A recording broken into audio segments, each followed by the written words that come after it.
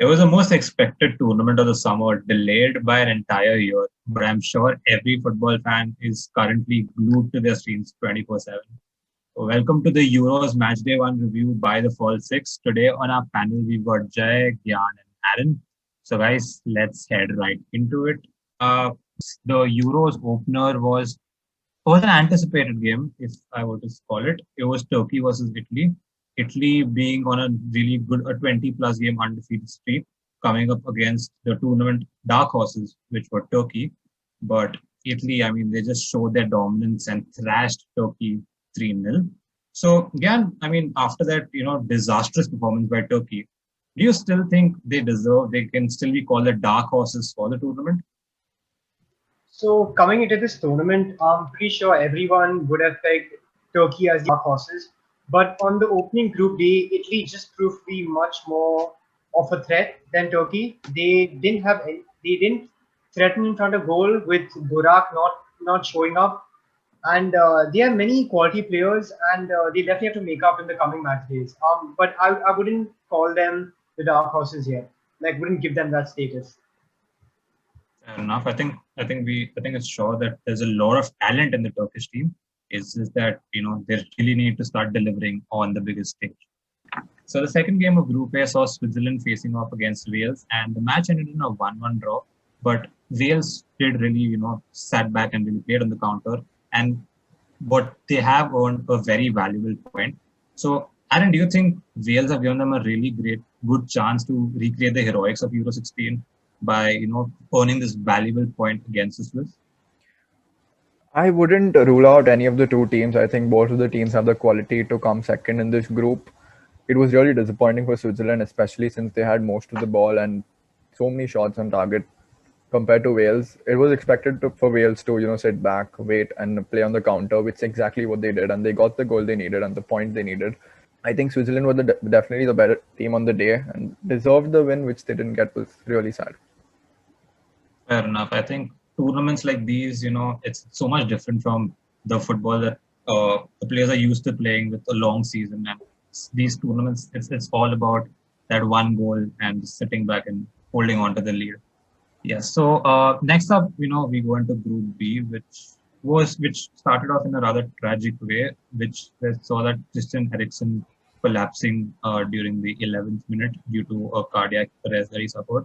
All of us here from the Fall 6 give our heartfelt prayers to Christian Eriksen, his family, and the entire Denmark national team. We hope he recovers soon, and we pray that we can see him on the pitch once again. Now, a rather concerning thing that we saw emerging from this situation was the fact that UEFA actually threatened Denmark that if they wouldn't complete the game against Finland, they'd actually have to they'd have to deduct, they'd be on the receiving end of a 3-point deduction with a three goal deficit going against them. So, Jay, what are your thoughts on this decision by UEFA? I think it was a very sad one. I mean, there's no hard and fast proof for that, but play like Peter Schmeichel came out and said that, so it was pretty concerning. But yeah, this game for me was a very emotional one. I was watching it. Eriksen having a cardiac arrest, and Kyer, the Denmark captain. I mean, the heroics he's shown. He was the one who first went to him and gave him a CPR, and then the medical team they just did a fantastic job. I mean, this game was more of an emotion rather than football. The game was very exciting, to be honest. I mean, not exciting. Finland were dominated by Denmark. Finland had only one shot and they scored a one goal. Radecki had a fantastic game, but uh, what Peter Schmeichel said should be taken into consideration, and something should be done about it because it's against the emotion of football. Certainly. I mean, that seems so draconian that, in such emotional times, a committee is actually making you play football. It's just really bad. And just kudos to the medical team for, actually saving Eriksen, and kudos to Kjaer for, being there on time and just having the presence to be there for his teammate. So moving on to the second game of Group B, which saw Belgium face Russia. Now, Belgium were the number one team before the tournament started. So, Aaron, do you think Belgium did win 3-0? So do you think Belgium, has they've really lived up to that number one expectation, and how was their performance against Russia? I think they definitely lived up to the expectations. It was disappointing to see Russia after their World Cup. Like they played really well at the World Cup, and then seeing them not really at that level right now, it just shows you the quality of Belgium and the amount of good players they have that can really perform on any given day. That's fair enough. I mean, I think we all had high expectations from Russia going into this tournament, especially after their heroics in the 2018 FIFA World Cup. But I guess, there's other results that we're going to see this time around. So heading into Group C, we had the first game, which was Austria versus North Macedonia. Now, that game was, I mean, Austria did dominate. They won 3-1 in that game. But a rather disappointing event that took place in the game was Marko Arnautovic actually doing a very offensive celebration after scoring against one of the North Macedonian players. I think it was Alioski. So that's just, I mean, really bad to see on such a wonderful stage. It's completely uncalled for, and I hope Arnautovic gets some kind of punishment for that. But the big talk in Group C was easily one of the most exciting games that we saw in match day one, which was Ukraine versus Netherlands. Jay, according to you, was it the most exciting game that we saw in match day one? I think it was. I mean, this game just started and finished with my eyes coming out of my face. I mean, Frankie de Jong, I think he had a fantastic game. A lot of people were complaining that he's in fatigue, but I think he had a simply fantastic game. And of course, Ukraine, for me, who were the underdogs, Ukraine and Denmark, Ukraine did perform very well. Yaremchuk and Yamolenko, I mean, those two are a very good partnership to play against. I mean, they're very tough to play against, but I think uh, Netherlands sort of had an edge towards the squad. So I think they were just unbeatable.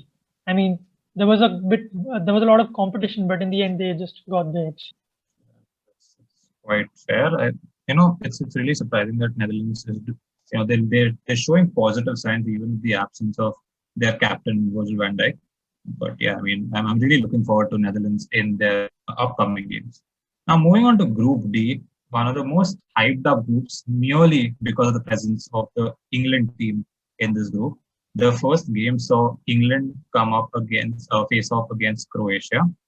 Now, with the kind of hype that surrounded the England team, this game was extremely underwhelming because England just didn't seem to play. They got a solitary goal through Raheem Sterling, but other than that, I mean, with the kind of talent they have on paper, it just didn't. It just wasn't too fascinating. So again, do you really think it's still gonna come home? Is it coming home this year? So I think the amount of talent that Gareth Southgate he has in his hands is just too much for him to handle. He has like incredible world class players playing in each position. But unfortunately, most of these players don't combine as they do not play week in, week out with each other. They have too much quality, but they've not delivered it at the final or the main stage. But I've read a stat that says this is England's first win, the first win and the first game of the European Championships, which was really surprising to me. But kudos to Gareth Southgate. He got 3 points under his belt, and hopefully England will improve in the next game. Fair. I mean, England themselves are facing the loss of Harry Maguire through injury. Let's hope. I mean, he is still in the squad, so let's hope he can make a return in the upcoming stages. The second game of Group D saw us. I mean, we witnessed a potential Puskas contender, which was Patrick Schick scoring from half line against David Marshall, who just decided to wander out, and play. I mean, I don't know, play like a stopper in defense or something. Jay, thoughts on the game and thoughts on the Patrick Schick masterclass? I mean, I don't think I need words to describe Patrick Schick's goals. I mean, that was surely a stunner. Just when Euros had started, they've already given me some things to remember. But yeah, I think this game was a very equal one on pitch. I think most of the people agreed that Czech Republic will finish last and Scotland will get the win. But Czech actually surprised them. I mean, this was something which I didn't expect. Robertson had a great game, but in the end, Czech's goal just was unstoppable, and Czech Republic surprised me, honestly. It's pretty good. I mean, Czech and Czech both surprising us. Yeah, this is a wonderful game to watch. Now, heading into Group E, I feel we had one of the most underrated, entertaining games. Wasn't the most glamorous. It's not. You don't have your European heavyweights facing off. But Slovakia versus Poland, it saw a red card. It saw an own goal by a keeper in the Euros for the first time, and it just saw Slovakia sitting back and countering when Poland was dominating. Lewandowski being shut out. It was just a really exciting game. So, Jay, do you think this was an underrated but really entertaining game? I swear, I mean, I didn't expect so much from this game. I mean, most of us were talking that Lewandowski will do something, show some magic, but we all saw what happened. I mean, he did have some chances, but as people say, he needs only half a chance. I think he was somewhere inadequate to score, but Milan Skriniar, I mean, he's had a fantastic season with Inter, and he just showed his class in the end. I mean, Slovakia, they really stunned me. I mean, even just like the Scotland game, most of the people thought Poland is going to take the result, but Slovakia again, the second team to actually surprise me. I think the underdog or the undercard games, this at least till now, have been more interesting than the typical European superpower games. I swear. That's very true. I think the England-Croatia game was a prime example of that. But I mean, for Slovakia, if you got your center back coming and scoring bangers from corners, that's all that you want in a tournament like this. So that's certainly working out for them. So the second game of Group E saw Spain facing off against Sweden, in which was one of the most bizarre games that I could see on the European stage. Spain drew with Sweden 0-0, and Spain had 85% of the ball. And I don't know, for some reason, Sweden seemed like the more probable team to score. They had two glorious chances. And I don't know, it just seemed like Spain couldn't get past Robin Olsen. So, Aaron, do you think that the lack of clinicality shown by Morata in the Spanish team, is it going to hurt them in this tournament? More than clinicality, I think the experience is what is getting them down this time, because they have really, really young players with not many gaps.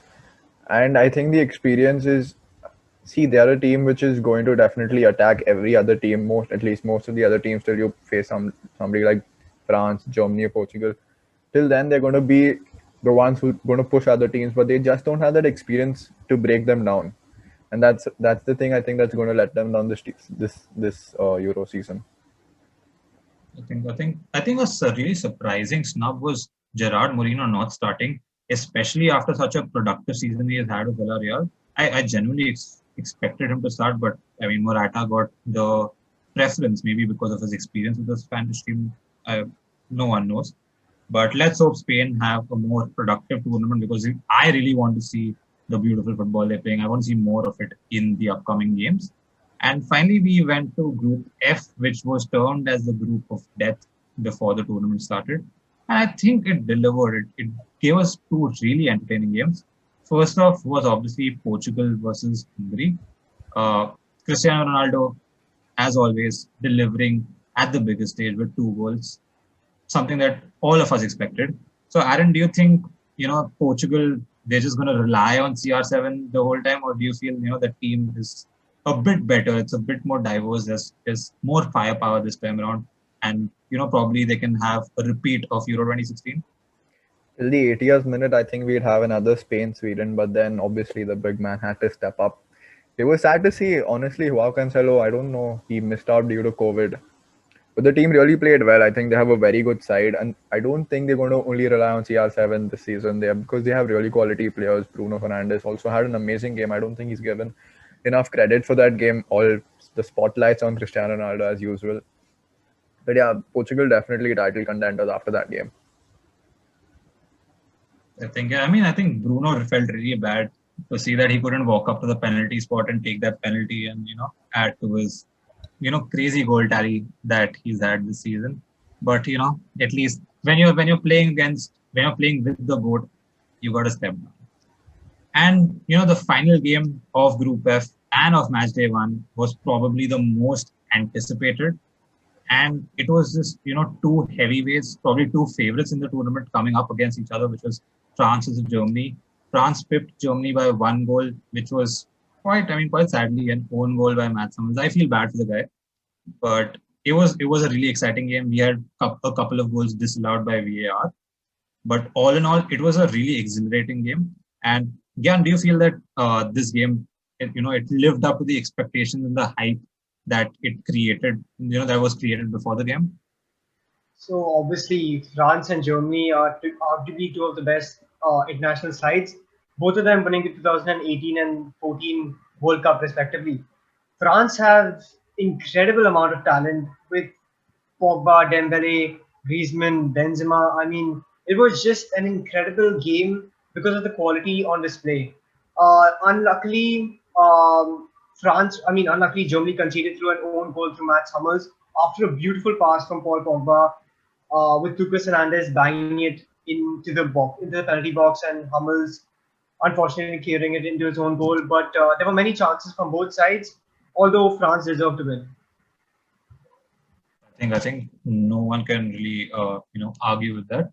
This is something about Paul Pogba turning up for the France team that I don't know. It's just so exciting. He looks like a completely different player in a Deschamps side, and I'm not saying he's a bad player with United. It's just that with France, he just that pass was just so beautiful to look at, and I think he should deserve an assist for that instead of Hernandez probably. I think he Okay, plays so more freely when he plays for France. He's given fair more enough. liberty to move up front, stay back, do what he wants to, and really play his football. That's why I think he's a way better player for France, and he's performed more for France than he has for Man United. Surely, I mean, if you've got N'Golo Kante as your midfield partner, I think you can be safe and You're venture safe. out a bit. Yeah. Exactly. It's just to Controversial, but I think France Pogba at least is the best midfielder in the world. He's just different gravy. Man. That's a big call. That's a big call. Huh? If you see the way he plays now, it's like unbelievable. It's unbelievable. His vision is just crazy.